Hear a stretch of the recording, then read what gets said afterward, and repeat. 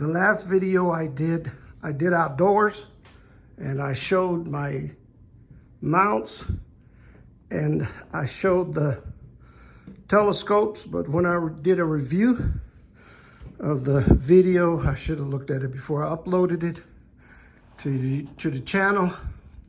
Seems like I was just focusing on one telescope. And I'm realizing that in my ambition to get these unbelievable images, that maybe I should stick with the visual part with regard to certain telescopes, because when I put cameras on them, I tell you, I don't get the results that I really expect from the telescopes. Now in the back is the SvBony MK105, which is a 1365 millimeter Maxikov Cassegrain, which again, with cameras, I've had struggles, but with eyepieces, I get images. 3 nights ago, I was able to look at Saturn, and I could see Saturn, you know, as a star, but I could see the ring clearly. I could see the ring, a moon or two. This is the Celestron Power Seeker 127 EQ, which Ed Ting says is the worst telescope you could get. But of course, I acquired it before I saw Ed's video. And you really should look at Ed Ting's videos, because he's really knowledgeable in the field of telescopes and the history of the hobby. This is the Celestron C8 SCT. It's the standard Smith Cassegrain telescope. Focal length is 2032 millimeter. I was having struggles last night getting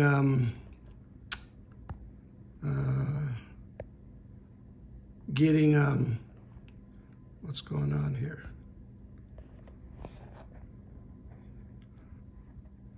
Yeah, getting this telescope to plate solve or do polar alignment, and it could be because of the guide scope was out of focus.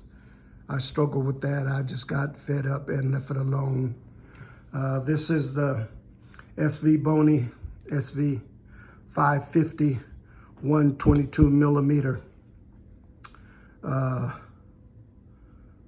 triplet, and it's been a pretty good refractor that I've used, but I've always thought that, okay, longer focal lengths, better image, but that is not necessarily what takes place.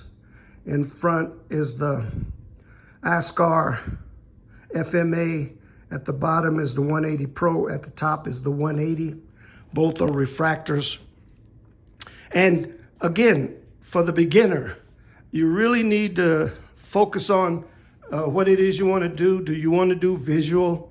These are good for visual observation. These are good for astrophotography. Again, refractors, reflectors. We won't include smart telescopes because they're in a field of their own.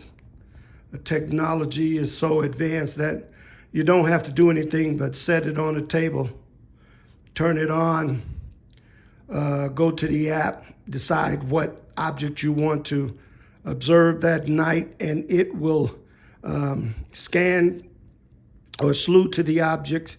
It will center the object. It'll autofocus the object. It will auto contrast and adjust the object, and it'll image the object automatically. And at the end, with all your images, it'll stack them for you. These telescopes don't have that feature as yet, but I'm sure it's coming in the future. Had I known about smart telescopes, maybe I wouldn't have purchased these. And this is not the fill of the telescopes. I have two others coming, you know, excessive compulsive. But these are the telescopes that I use. And I know that I need to work on one at a time, you know, master of all, master of none. You want to really get good at your instruments. You want to know your instruments. You want to know how to use your instruments. And they all have different specs and kind of, you know, traits. And you really need to work on mastering those traits. Now the MK series, I believe there's a 90, this is 105, there's a 127 that's been recently released. Celestron promotes itself as one of the best telescope manufacturers out, and you wonder if that's true. Why did you produce this telescope? That I use a 0.5 times reducer to try to straighten out the coma in this telescope. It's not a flattener, but you know, 5-time reducer to a 0.5 reducer to try to, you know, get as clear field of view to the edge with this telescope. I would like to change the focuser. Might have to change some other items on this to make it useful. Again, I have the reducer corrector on this Cassegrain C8. Now they've come out with the Edge HD, which has a lot more features than the particular standard SCT. And of course, I'm gonna, excessive compulsive, gonna buy those upgrades and see if I can, you know, stretch this to its max at 2032 millimeter. This SvBony 550, 122 millimeter aperture telescope. It's a good telescope. I have the ZWO electronic filter wheel. I have the ZWO EAF autofocuser. I also have the ASI 122 mini camera, but right now I'm using the TubeTech. This is the TubeTech GPM 462 monochrome camera on it.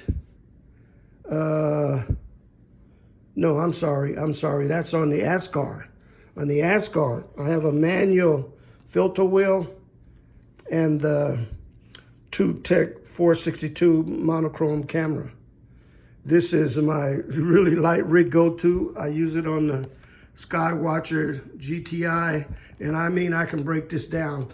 This is apart, the mount is apart, tripod is apart. I can go anywhere. That baby works. But again, the focal length is 180 millimeter. Really thinking about something a little longer.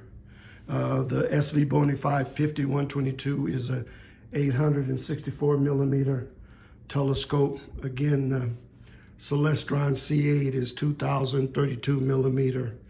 The SvBony MK105 is a 1365 millimeter, and the Celestron Power Seeker 27EQ is 1,000 millimeter telescope. So I don't have any images, but I'm hoping that I'll be able to bring something out eventually.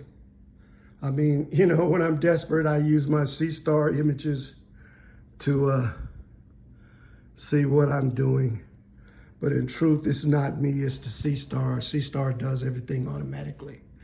And in spite of that, for the beginner, these are reflectors right here. These are refractors right here. These two are refractors, or these three are refractors. These three are reflectors. So you just keep everything in perspective. Again, when, you know, in terms of if you're going to do visual, if you're going to do photography, you really have to understand the hobby. You have to understand your equipment.